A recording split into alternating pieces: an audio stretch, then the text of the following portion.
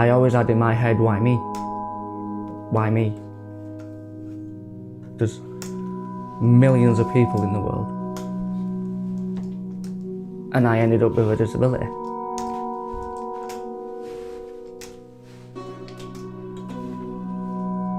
My name's Jordan Myers, I'm 27, I'm from Leeds, and I was born with spina bifida and hydrocephalus.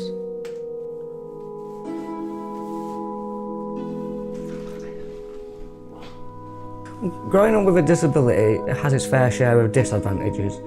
I mean, when I was growing up, I always have the question of why me, and I always thought that I was the only disabled person in the world.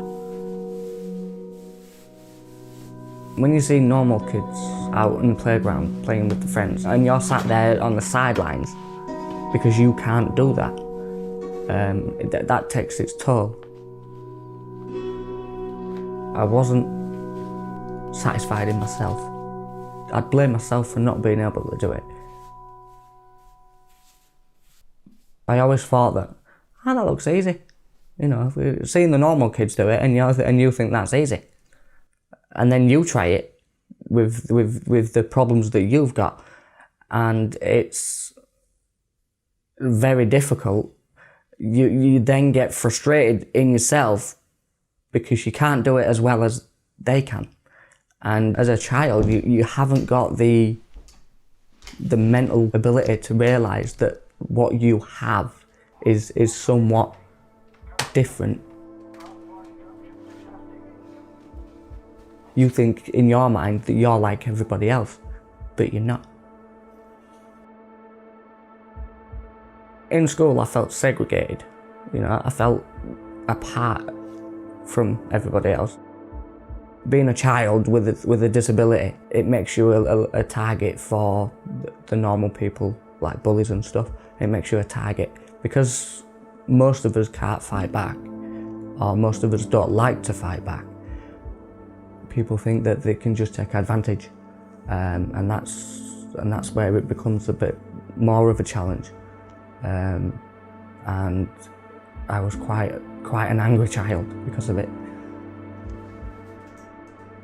You know, the name calling me like cripple and spaz and all that stuff. You know, people would grab onto the back of the wheelchair and they'd push me down the halls as fast as they could. You know, try to take me out of it. Or they'd lock a door so that I couldn't get to lesson. Or they'd throw stuff at me in lesson.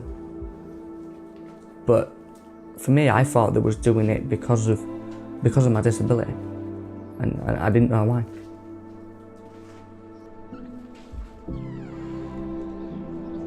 I think because they didn't know and they didn't understand the problems that people with disabilities had, I believe that they was just acting out because they didn't know. But I believe that if they did know, there wouldn't be as many bullies. You know, I don't think there was as much awareness then as there is now.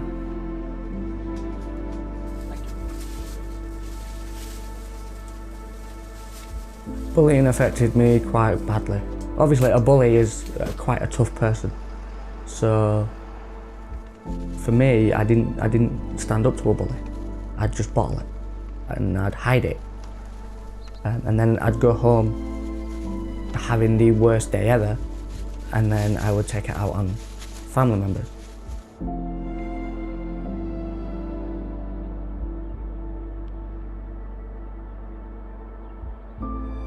I made my mum quite nervous with how bad my behaviour was.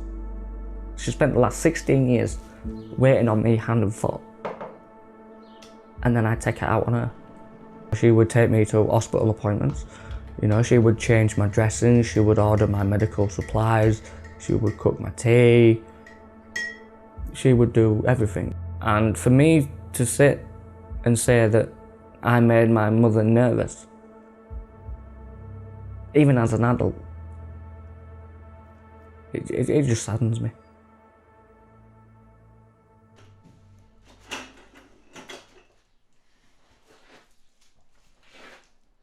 But when I can walk, I feel great until I see a reflection. Because to me, in my mind, when I'm walking like a normal human.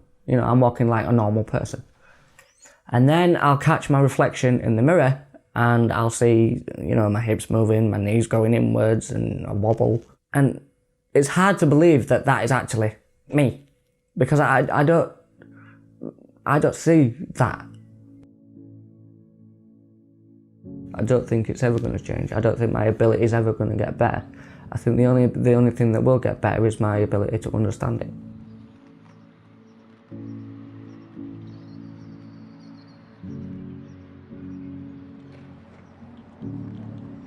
I think the biggest issue that I have as well is not being able to find the thing that everybody wants, which is a relationship and children. I've got 2 godchildren, which I love very much. I see them as much as I can. They're very, very important to me. I'm against having children of my own. There's times where I've thought I've wanted one, but then I don't, because I'm scared. Because if I do have a child, there's a 50% chance that that child will be disabled like myself. And I know it sounds selfish of me, you know, not wanting to rear a child because of a disability, but I don't want that child having to go through the same that I have. And I didn't want to accept that I was disabled. I didn't want to accept that I couldn't do this. When people stare, they don't ask, they just stare and then throw you a mucky look and walk and keep walking. That's the judgment side before they've even asked me. My mate said to me that the reason that people stare was that I'm an exception to the rule, because they've never seen that, because most disabled people don't get out. And that's what changed my mind to appreciation. Now, my mindset is, I am who I am, plain and simple. I am who I am. Because how can I, as a person, want anybody else to accept me when I can't even accept me?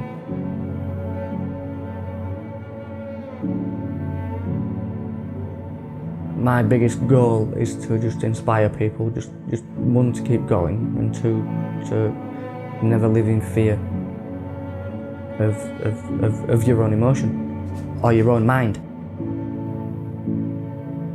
I'm so independent in myself. Even doing my washing, I can do my own washing. You know, I can't walk and do it, but I can shuffle around on my bum and do it. So I'm finding ways that suit me to be able to do things. People say, oh, you can't do this or you can't do that. But my philosophy now is, watch me. Because now I'm not afraid to try. You know, I'm not afraid to try something new. I'm not afraid to at least give it somewhat of a go, because then at least I can say that I have tried it, and, you know, I might fail. But that failure is worth